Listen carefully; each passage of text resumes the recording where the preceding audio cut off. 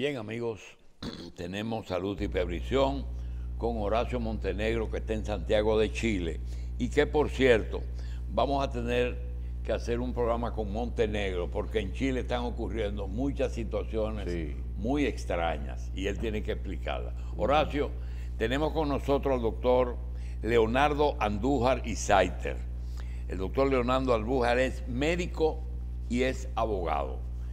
Quisiera decirle al doctor que muchos retiros de médicos a temprana, no a temprana edad, sino con pocos años de ejercicio, se debe a las famosas demandas que se le hacen por mala práctica o por supuestas malas prácticas. Aquí parece que ha tocado un poco y ha producido también un fenómeno que es, como el médico es el perito, algunos médicos han estudiado derecho y tienen las dos situaciones, son médicos y son abogados, como el caso suyo, y nosotros quisiéramos antes, porque nos ha hablado un expresidente y cirujano plástico de la Asociación Médica, que está encargada de más de 400 casos que tiene la clase médica pendiente. Queremos preguntarle, ¿cuál es la mecánica que hace que el doctor Andújar tenga que hacerse abogado? Sí, gracias. Gracias a usted, doctor. A ustedes por la reiterada invitación al programa. Yo siempre he sido un defensor de los derechos, en sentido general, y luego fui a la universidad, después de terminar la medicina y otras carreras antes, fui a la universidad a estudiar Derecho para incursionar en la parte de la medicina legal. He visto que en el área médica, los profesionales de la salud y los pacientes no han estado dignamente representados en un proceso de medicina legal. ¿Qué quiero decir con esto? Hasta el momento, muchas de las demandas médicas son obviamente llevadas por los abogados, que no son médicos. Esa ha sido mi oposición, de que los casos de medicina legal deben ser ejercidos por el médico abogado. Claro, no habemos tantos médicos. ¿Y eso se convirtió en una especialidad? ¿El médico abogado? Bueno, prácticamente ya en ejercicio. Ahora mismo existe en la universidad, empezó la maestría en Derecho. Porque siempre hemos tenido medicina legal. Sí, incluso y médico abogado. Aquí tuvimos a José Dolores Cerón, que fue un compositor, sí. Fue médico y abogado. O sea, estoy hablando del año 1000, él murió en el año 1950. Exactamente, o sea que no es algo nuevo. Ahora, no entiendo, o sea, no conozco cuál era la motivación de él en ese entonces para estudiar Derecho. Bien. Pero hoy por hoy, ciertamente, muchos médicos nos vemos inspirados, motivados o en la necesidad, muchos porque han sido demandados y durante el proceso, que es tormentoso, se han motivado a estudiar Derecho. Eso lo entiende. Lo que nosotros no entendemos, doctor, es por qué, no quiero abrir un frente con esta pregunta, ¿por qué la medicina legal no ha incursionado en los motivos que a veces tienen algunos médicos de no ofrecer un servicio adecuado por una tarifa inadecuada que le ofrecen las compañías de seguro? Ok. ¿Entendió? Sí. El gran problema, y yo siempre se lo digo a mis colegas, no son las ARS. Somos los médicos que le hemos permitido a las ARS que sean que traten la pauta. Exactamente. Y nosotros ya nos hemos sentido en peligro si no ejercemos con seguro médico, con ARS, entonces no podemos subsistir. Grave error del médico. Pero nosotros somos los que le hemos dado a la ARS ese lugar de preponderancia, de decisión en el ejercicio médico. Obviamente, esto trae como consecuencia en la práctica médica que el médico tenga que ver más pacientes para mantener ciertos ingresos. Al ver más pacientes, el riesgo a cometer una negligencia, una torpeza, una inobservancia es mayor. Entonces yo entiendo, desde el punto de vista de mi ejercicio profesional, que independientemente que la ARS te pague mucho, te pague poco, sabemos que paga poco, el paciente hay que darle un trato digno. O sea, el paciente, incluso desde el punto de vista bioético, el paciente tiene derechos y deberes. Y el paciente, ya esa época... Pero a veces, doctor, hay problemas, por ejemplo, con las prótesis o con la calidad en el caso de muchísimos casos que el médico dice, yo quiero tal calidad de esto y lo que se apruebe es otra cosa. Entonces ahí viene el problema que, como dicen, se dejan bajar el pulso, doblar el pulso por la ARS. Entonces su riesgo como profesional de la salud a colocar ese implante. Y cuando un implante ya es aprobado por las autoridades, hablando de que ya un implante, por ejemplo, sí, el caso de un implante, logra su registro sanitario y ya ese implante está habilitado por los organismos correspondientes para ser utilizado en los procedimientos de tal cosa. Si el médico dice, bueno, no es el de la mejor calidad, pero está aprobado y eso, en un proceso legal en el que un paciente diga, mira, yo tengo problemas con ese procedimiento porque el implante me salió de mala calidad, ¿el médico es culpable o el aparato que ya estaba aprobado es el culpable? Primero, existe un consentimiento informado. O sea, ¿qué es eso? Es el médico informa al paciente de lo que va a realizar, el procedimiento, el implante, la evolución, y el paciente consciente. O sea, el paciente dice, sí, ya el doctor me informó y doy el paso para la cirugía. Ahora, cuando ese implante, estamos partiendo de que tiene calidad, de que no hay un desperfecto en el implante como tal, obviamente, sino en el procedimiento quirúrgico. Si la falta ha estado en el procedimiento quirúrgico, la responsabilidad es del médico. Ahora, si el asunto está en el implante, en el objeto como tal, ya entonces es ya la casa comercial que escapa al médico. Pero se supone que el médico, antes de realizar ese implante, verificó todos estos registros, como bien usted dice. Doctor, si usted es médico y es abogado, y se ha especializado en esta parte que tiene que ver con todos los procesos legales entre médicos, prestadores de servicios, pacientes y todo eso. Puede ser de ambas partes y conozco que usted ha trabajado, tiene que ver con todo esto. Si usted tuviera que, antes de evaluar el rol, sino que decir, ¿cómo está República Dominicana en esta materia?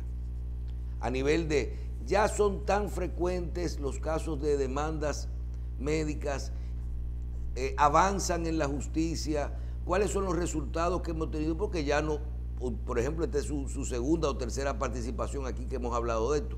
Cuando uno va viendo el tema, ¿cómo va República Dominicana en todo esto? Porque, por ejemplo, en Estados Unidos es una costumbre. Allá a un médico no se le ocurre ejercer sin un seguro de mala práctica. Sinceramente, no se le ocurre ejercer sin esto.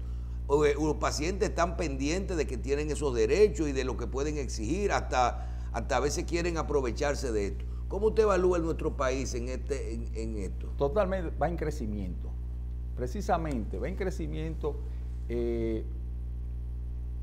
por la falta, en ciertas formas, de médicos abogados que sirvan de asesores, de representantes legales. ¿Qué pasa? Para el paciente, todo es mala práctica.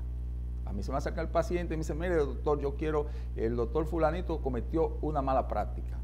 Eso dice ella, digo, yo tengo que evaluar. Pero va el abogado también, para el abogado que no es médico, también todo es mala práctica.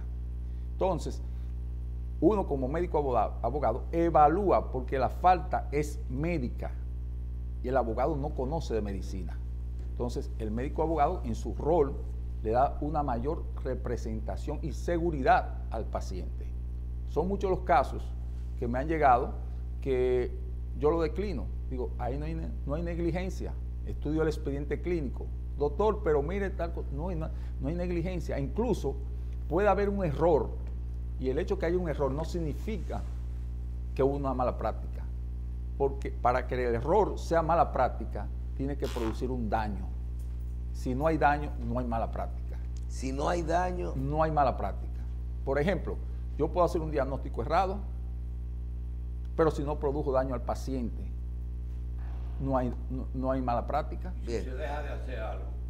También el médico es sancionado por hacer o no hacer, ciertamente como dice el doctor Jacín. O sea, dejé de hacer... O sea, el médico tenía que saber lo que tenía que hacer. Exactamente. O sea que fíjate que el compromiso del médico no solamente de hacer la cosa bien hecha, sino no hacer la mal hecha. Y por eso la inobservancia entra entre los principios para catalogar una mala práctica médica. En el país ha ido creciendo por muchos abogados que no son médicos buscando una forma de su ejercicio profesional, y entonces vemos también esos abogados van a los medios de comunicación también a desvirtuar aún más. Porque hablan de la opinión pública, aquí se trabaja mucho el derecho con el tema de la opinión pública, como usted dice que los pacientes siempre tienen la razón. Exactamente, pero ¿qué pasa? Los medios de comunicación en muchos casos no sirven de presión a los jueces. Tiene que ser un caso muy grande que el juez pueda condicionar, y si un juez serio, con criterio, independientemente que todos los medios de comunicación estén en contra. Doctor, tenemos a Horacio Montenegro en línea, conectado desde Chile, pero yo hay una pregunta que creo que es el momento de hacerla para que la gente entienda un poquito. Ya aquí hay abogados como usted que se han especializado son médicos abogados, o sea que tienen la capacidad y el conocimiento de forma técnica, profesional, para evaluar la parte legal y la parte médica, viéndolo con el criterio necesario. Y usted mencionó ahora la justicia. Cuando eso va a la justicia, nosotros tenemos jueces médicos que trabajan y que se especializan en esto, o la justicia se utiliza peritos, especialistas para poder tomar esas decisiones que son las que al final dan. Si hay una sala especializada. Claro. Muy buena pregunta. Fíjate, nosotros hemos propuesto, cuando vamos a los medios de comunicación, de que deben haber tribunales especiales. No hay. No lo hay, pero vamos más lejos todavía. O sea, tribunales especiales conformados por médicos abogados formados en la escuela de la judicatura. Pero ¿qué pasa? Nosotros no tenemos una legislación para la demanda médica. Nosotros tomamos artículos prestados por jurisprudencia del Código Penal, del Código Civil, pero no hay una legislación que tipifique la demanda médica. Eso es lo primero. ¿Debiera haber una ley especial? Claro que sí. Y ya esto, óyeme, es lo que yo mantengo, o sea, los tribunales, las jurisdicciones se crean por la necesidad en la sociedad. Y ya es una necesidad de que hayan tribunales especiales para conocer estos casos. Pero no solamente la justicia como tal, los jueces, el Ministerio Público. El Ministerio Público conoce muy poco de lo que es medicina legal y derecho médico. De derecho médico no conoce nada. Yo he tenido casos a nivel del Ministerio Público que hemos tenido diferencias grandes por la falta de conocimiento de ellos. Entonces, mientras estemos así, las demandas médicas van a encontrar unos tropiezos en el camino. Pero obviamente hay que empezar y nosotros de manera particular todos los días hacemos cierta influencia en las redes, mandando cápsulas de derecho médico para orientar a los pacientes y a los profesionales de la salud en cuanto al manejo ante una supuesta demanda médica. Bien, doctor Andújar, tenemos a Horacio Montenegro con unas preguntas para usted desde Chile. Ok. Muchas gracias, buenos días. Doctor, ¿a cuántos pasos, dado que ya está utilizado tanto el sistema de salud, a cuántos pasos estamos de que estas demandas comiencen entonces ahora a ser orientadas hacia las ARS? ¿Qué tan peligroso podría llegar a ser esto para la sustentabilidad del sistema? ¿Qué tan peligroso podrían ser las demandas ya cuando comiencen a ejecutarse contra las ARS para el sistema? ¿Y a cuántos pasos estamos de eso? Yo creo que estamos cerca y creo que sería para mejorar el sistema de las atenciones médicas en la República Dominicana. Las ARS, uno de los problemas que tienen con los profesionales de la salud es precisamente cuando los medicamentos que recomiendan, muchos medicamentos genéricos, y estos conflictos suceden en las emergencias, la cobertura, y obviamente a veces esos pacientes no tienen la respuesta que el médico entiende y ahí viene la demanda médica. Cuando comienza a incluirse, ya que se han incluido la ARS en un proceso de demanda, o sea, ya no estamos esperando la primera vez, ya hay casos que las ARS han estado en las demandas. ¿Ha habido algún caso o se verifican en la práctica algunos casos en los cuales por el temor a la demanda se ha disminuido o se ha modificado en detrimento la atención médica en favor del paciente? Mira, yo entiendo, y ahorita el doctor Julio Jacín habló, de que muchos profesionales de la salud, precisamente ese tema lo estábamos tocando ayer, después de ser demandado, terminan abandonando el ejercicio, otros se han suicidado también, porque es una experiencia realmente muy negativa, el solo hecho de tú pasarte, bueno, yo he tenido casos de 7 años en los tribunales. Pero doctor, es que ningún médico quiere, yo creo que la palabra que hay que agregarle a todos los casos de problemas médicos es involuntario, siempre es involuntario. Sí, pero así mismo lo establece, o sea, el artículo 319 del Código Penal habla un homicidio involuntario, por eso es un artículo prestado. O sea, el médico no quiso, el profesional de la salud, porque no solamente es el médico, el odontólogo también, no quiso producir un daño, fue algo involuntario. Igual que, por ejemplo, yo tengo una pistola aquí, se me cae la pistola, o sea, fue un tiro, le pegó a alguien, fue involuntario, yo no quise. Doctores, pero es peor, un médico lo que quiere es dar salud, no es una pistola que por lo menos está ahí. Pues. Sí, pero es el acto, pero ese acto que es involuntario, hay que ver si hubo una torpeza, si usted no tenía el entrenamiento necesario para hacer ese procedimiento quirúrgico, por ejemplo. Una inobservancia. Doctor, yo no sé cómo se llama, pero en República Dominicana, y creo que Montenegro podría tal vez dar un poquito de su experiencia en esto, la salud es mixta. Vamos a decir que no es un tema solamente de prestadores, ARS y pacientes.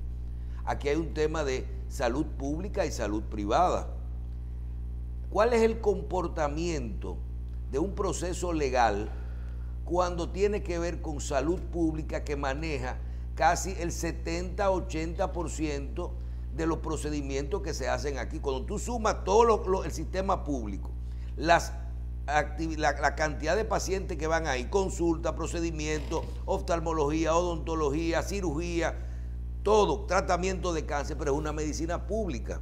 Quien es el responsable final es el Estado, o el dueño, el prestador de servicio que está detrás del médico, que tal vez es un contratado de esa. ¿A quién va la demanda? Okay. O si alguna vez podría tocar al Estado, al gobierno, al Estado como dueño como prestador de servicio final. Sí, le toca, fíjate. ¿Y hay experiencia en nuestro país? Sí, lo que pasa es que muchas veces... o sea, yo puedo demandar el Darío Contreras. Exactamente. Lo que pasa es que muchas veces las personas, por ejemplo, el tribunal administrativo, cuando tú vas a demandar al Estado, lo usa por la vía del tribunal administrativo. Pero otro es si es una clínica privada, por ejemplo, el sector privado, te va por la parte penal, ¿no? O por la parte civil, o penal y civil. Pero si vamos para el Estado, vamos a demandar al Darío Contreras, al Hospital Darío Contreras, al médico fulanito de tal, entonces asumimos la vía del tribunal administrativo. ¿Qué pasa?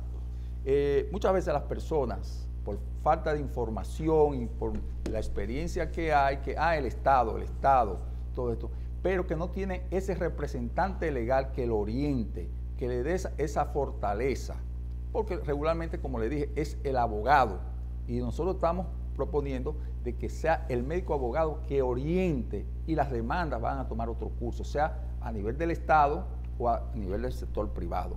Pero los hospitales pueden ser demandados, los médicos de los hospitales pueden ser demandados. Lo que pasa también que la mayoría de las personas que van a los centros públicos son personas escasamente, desde el punto de vista económico, escasos, y a veces hasta culturalmente con un nivel inferior, y no tienen la orientación. Eso, pero puede ser demandado. Es verdad que, por ejemplo, en lo que son los ginecobstetras, se está prefiriendo, se está hablando de que en este país es el país del mundo donde más se hacen partos por cesáreas, pero que esa modalidad se debe a que el riesgo de demanda es mayor en el parto natural. Así es. También se está haciendo esto, muchos ginecobstetras. Incluso hay comité de ética en los centros, tanto públicos como privados, que se evalúa esta tasa de crecimiento de la cesárea, porque el ginecobstetra, el riesgo es menor. Por la parte, en un parto normal, la asfixia severa, el traumatismo, obviamente, aumenta el riesgo del ginecobstetra, sí, que es la especialidad más demandada. El ginecobstetra. Sí, no es el cirujano estético. Lo que pasa es que las demandas de cirugía estética se llaman más la atención en los medios de comunicación, que fue una señora hacerse los senos, el abdomen, en fin, y eso impacta más.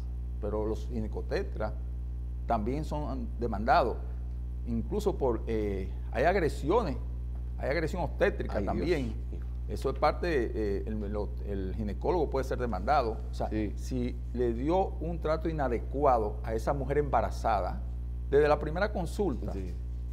Desde la primera consulta. Yo le puedo decir que yo creo que yo fui uno de los últimos que grabó el nacimiento de una hija, porque después coincidió más o menos con el tiempo, que quizás por esa misma razón de las demandas dejaron de permitir las grabaciones dentro de las salas de parto.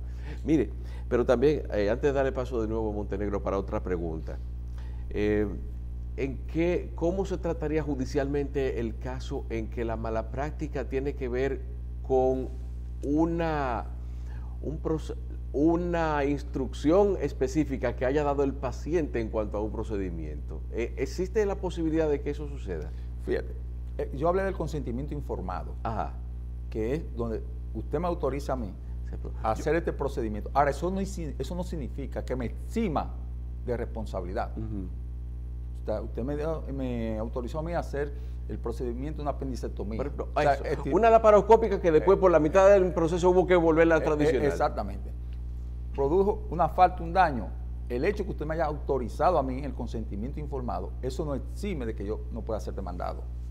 Eso es importante que el paciente, incluso el mismo profesional de la salud, sepa esto.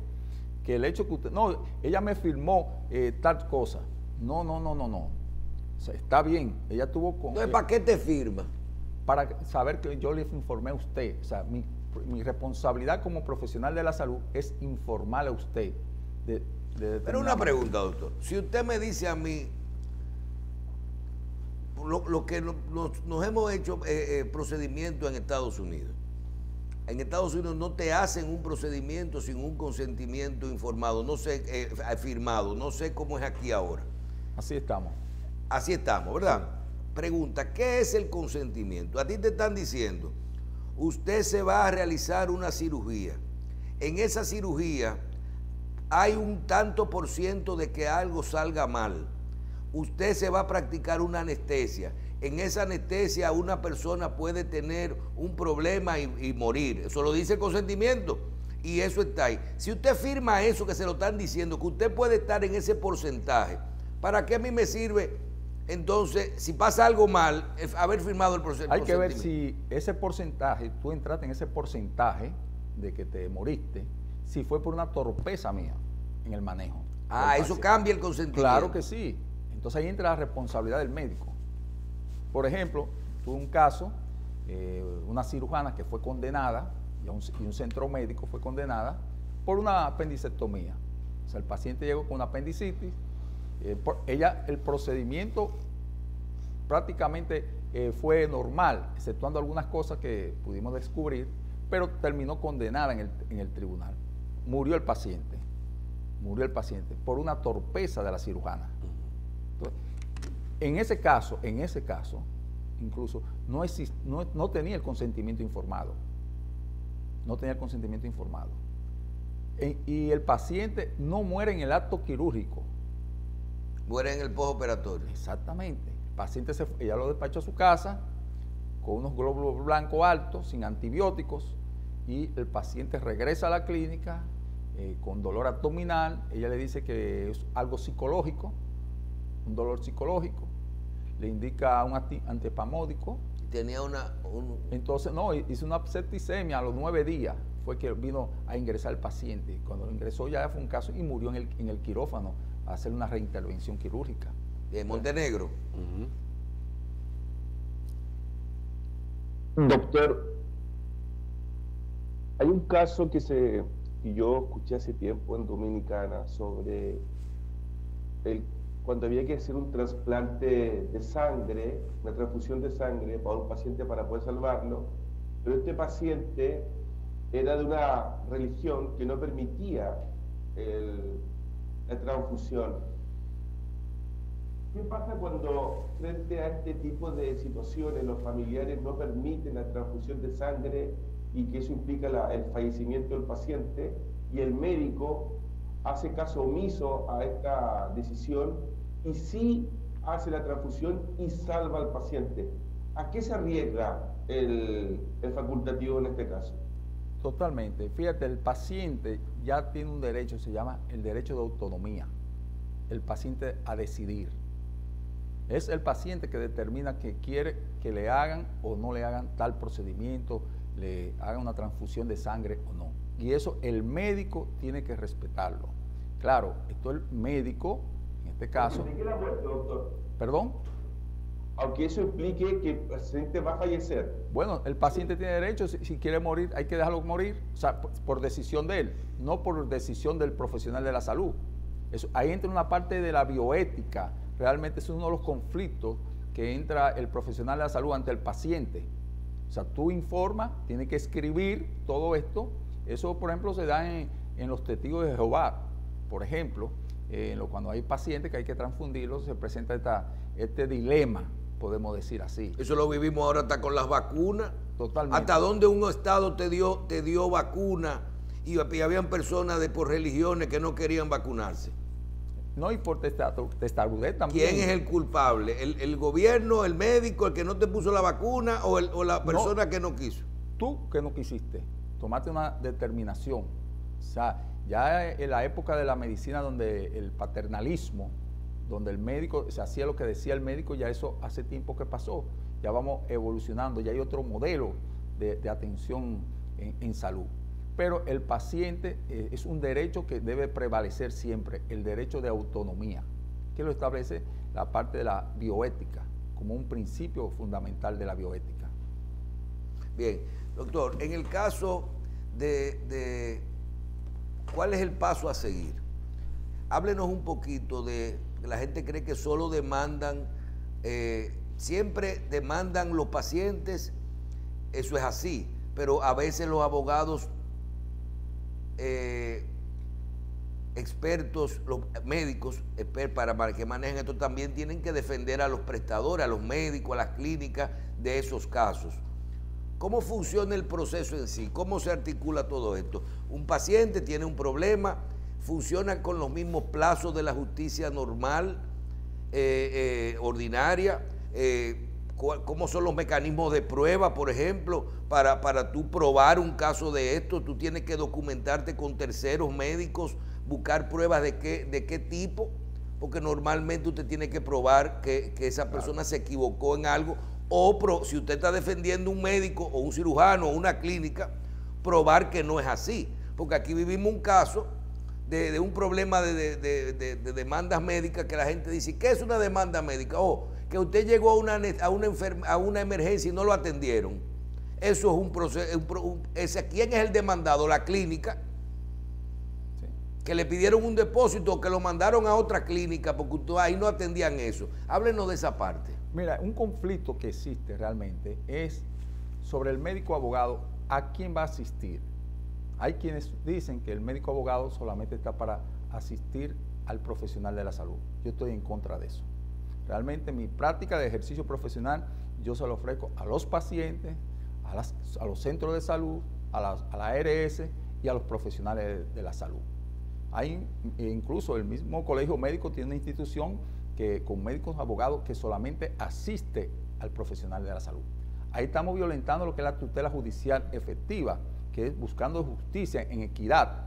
Entonces, así como el médico tiene un profesional de la salud y abogado a la vez, también el paciente merece tener un médico y profesional del derecho. En cuanto a las pruebas, son las mismas. O sea, la prueba principal que tiene el médico abogado o el abogado que va a demandar es el expediente clínico. Lo primero que uno hace es escuchar al paciente, el testimonio del paciente. Y con el testimonio del paciente, entonces, uno se desplaza al centro de salud a buscar el expediente clínico, que son todas las pruebas de laboratorio, rayos X, sonografía, el expediente, las evoluciones, todo lo que encierra la atención médica de ese paciente en el internamiento. Sabemos que muchos centros de salud se niegan a entregar este expediente clínico. Grave error, es un secuestro. Los expedientes clínicos no son de los centros de salud. Los expedientes clínicos son de los pacientes. Los centros de salud son guardianes. Entonces, cualquier paciente sin tener que justificar, es bueno que esto lo sepan los pacientes, pueden ir a los centros de salud a solicitar su expediente clínico. No tienen que decirle al centro de salud que es para ver cómo el doctor hizo tal cosa. No tiene que dar una explicación.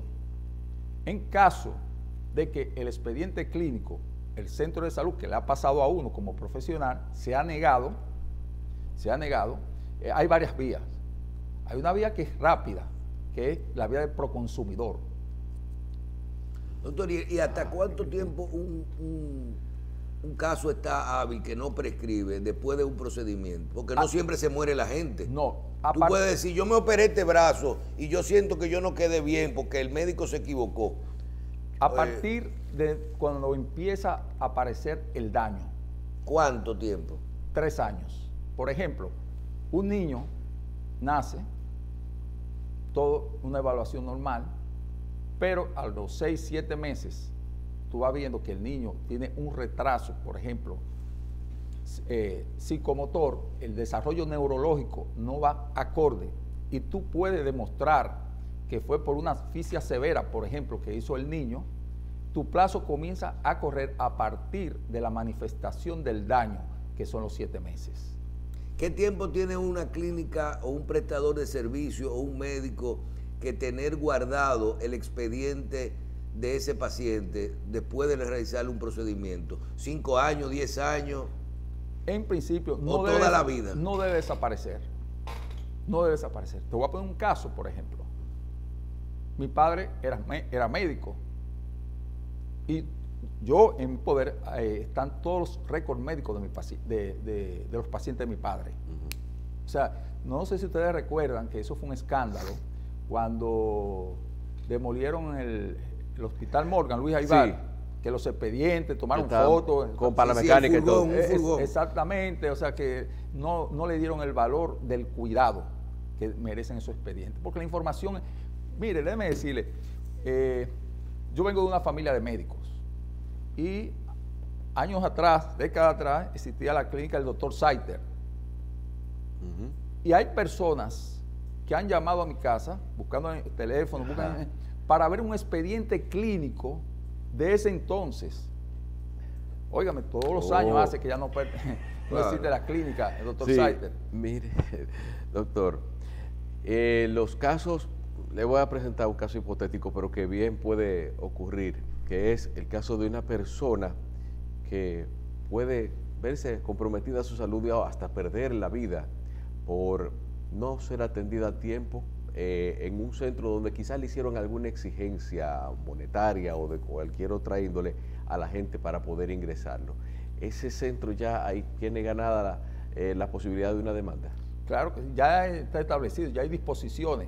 Y a mí me ha pasado, en mi condición incluso de médico, con pacientes que el centro de salud, cuando van a admisión, la persona no tiene los 40,000 pesos, los famosos 40,000 pesos, entonces no le admitían el ingreso. Eso me pasó con un caso de La Romana, y el paciente vino convulsionando, el niño, y nada, yo tuve que hablar con los dueños de la clínica, y me dijeron, ¿usted se hace responsable? Yo digo, pero te tienen que firmar, doctor. Digo, sí, yo me hago responsable. Y si no paga, yo no voy a pagar porque ese paciente está respaldado. Y así mismo le escribí, yo me hago responsable, pero si el paciente no paga, no voy a pagar. Realmente, y el paciente al otro día llevó la suma de dinero. Claro, yo me comporté así porque yo sé la honestidad de ese paciente, es un paciente mío viejo, Sí. pero ¿qué pasa? No todo el mundo anda 40,000 pesos en los bolsillos. claro.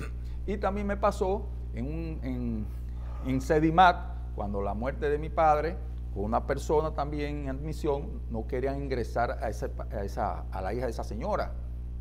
Y una señora pobre. Entonces, yo siempre he estado en respaldo de los derechos de los demás. Yo no me podía quedar indiferente. Yo le dije a la encargada de admisión, a la joven de admisión, óyeme, esa niña hay que ingresarla. Esa niña no vino aquí para una cirugía estética. Ella vino por una emergencia. Entonces, hay que ingresarla. Que después de su ingreso busque el dinero, en fin, la ingresaron. Después ella, en el transcurso de internamiento, ella no sabía que yo era médico ni abogado, me daba ay, gracias señor por lo que usted hizo en admisión. O sea que el paciente, por desconocimiento, padece muchas injusticias. Y por eso yo soy partidario que estos programas así de medios de comunicación y en las redes, como todos los días yo participo, es informar, pero no informar al profesional de la salud y al paciente. En la medida que el profesional de la salud y el paciente tengan más informaciones, más conciencia, menos demanda médica van a haber. Al igual yo siempre he dicho, el médico, mientras más médicos abogados en ejercicio, litigantes, hayan, menos demanda médica van a haber. Porque se va a acordar la parte de la conciliación, que es un proceso que todavía el médico, el profesional de la salud en todas las áreas, no está presto, no sé, a la conciliación. Porque la conciliación es la negociación. Claro. No eche el pleito y yo te voy a dar $1 millón de pesos en vez de 5. No, porque la presunción de inocencia que mantiene el profesional de la salud es una presunción férrea. Yo no he cometido eso. O sea, me ha pasado. Sí, pero las compañías de seguro también hacen esas negociaciones. Exactamente. Lo que manejan pero la el mala profesional de la práctica. salud dice que no, yo no he cometido eso, y se someten a un juicio y terminan condenados. Carlos. ¿Una segunda opinión puede ser un instrumento de prueba? Claro, incluso yo te diría hasta una tercera opinión.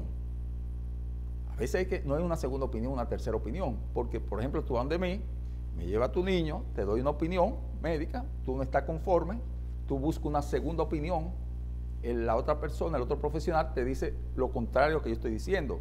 Entonces, ¿a cuál le creo? ¿A mí o a la otra persona?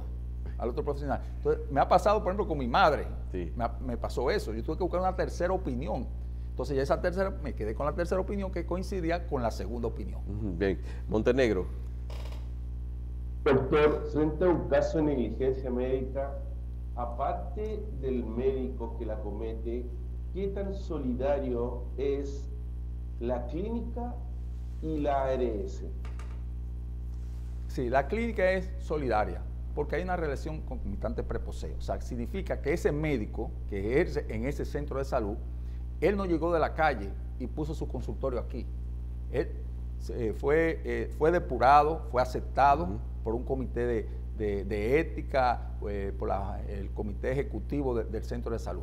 Entonces, ya asume un compromiso el centro de salud, realmente. Con respecto a la ARS, hay un contrato. El médico que ejerce para una ARS tiene un contrato que muchas veces ahí hay un problemita que las ARS manejan eso de manera muy frío para no entrar en encontronazo con los médicos, los profesionales de la salud. ¿En qué sentido? Muchos profesionales de la salud, cuando cobran la diferencia, lo cobran por encima de lo que está establecido en el contrato con las ARS. Hay una violación de contrato. Claro. Fíjate, los profesionales de la salud no te dan un recibo por lo que tú fuiste a consulta, no lo dan porque están cobrando por encima. Y eso es violatorio. Entonces hay que buscar la armonía, o sea, tanto en los profesionales de la salud como la ARS. Pero las ARS se hacen de la vista gorda, porque no lo van a enfrentar hacia los médicos, porque su negocio... Y no lo perjudica a ellos. Exactamente. Doctor, yo tengo una pregunta final, y yo creo que tenemos que, a ver si usted puede hacer esto de la forma más claro posible, porque todos los pacientes tenemos una duda con respecto a el tema de las emergencias. Y usted acaba de poner un caso que a mí me llama la atención. Usted, un centro hospitalario, público o privado, está obligado a aceptarte en una emergencia y a darte los primeros auxilios o recibirte si tú llegaste por una emergencia, salvarte la vida y luego averiguamos si tú tienes seguro, tú no tienes seguro, si tú puedes pagar, si tú no puedes pagar.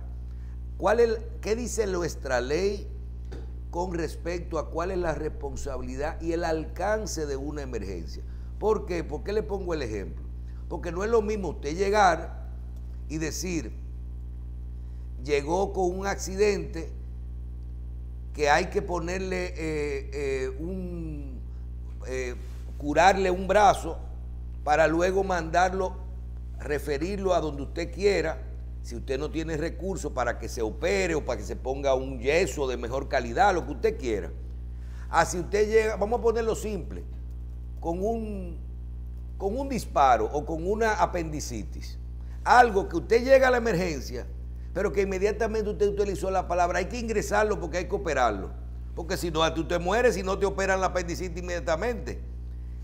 Esa cirugía, la clínica está obligada a hacerla aunque el paciente no tenga dinero y ya salió de la emergencia. Así es una emergencia. Háblenos un poco de eso. Así, o sea, el paciente que llega a emergencia, lo primero es el compromiso. ¿Y quién cubre el costo de eso?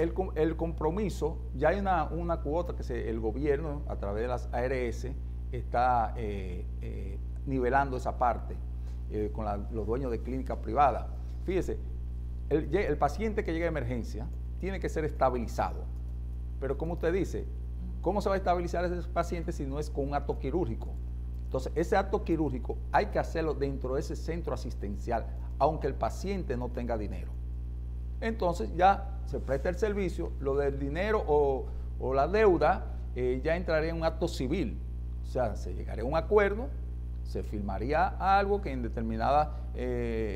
por determinado monto tú vas a cumplir tu compromiso.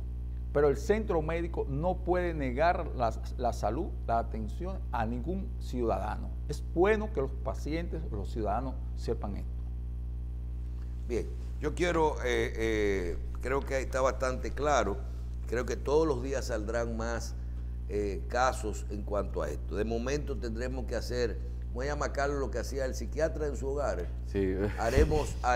Abriremos el teléfono para que la gente que comience a escribirnos que si esto es una mala práctica, que cómo yo reclamo, que si en este caso yo tengo que hacer, prestadores que te dicen a ti hasta dónde pueden tener derechos también, tanto médicos como centros, con respecto a defenderse de lo que son, como usted dice, que la gente siempre cree que tiene la razón y no siempre es así. Déjeme decirle, si ustedes hacen ese método de abrir teléfono, hacen un exitoso. Le digo por qué, porque yo todos los días, como dije anteriormente, envío una cápsula de derecho médico que llega a 47 países y a 6 millones de personas, y la cantidad de personas que me abordan haciendo un tipo de pregunta es enorme. O sea que tendrán que habilitar eso y más tiempo.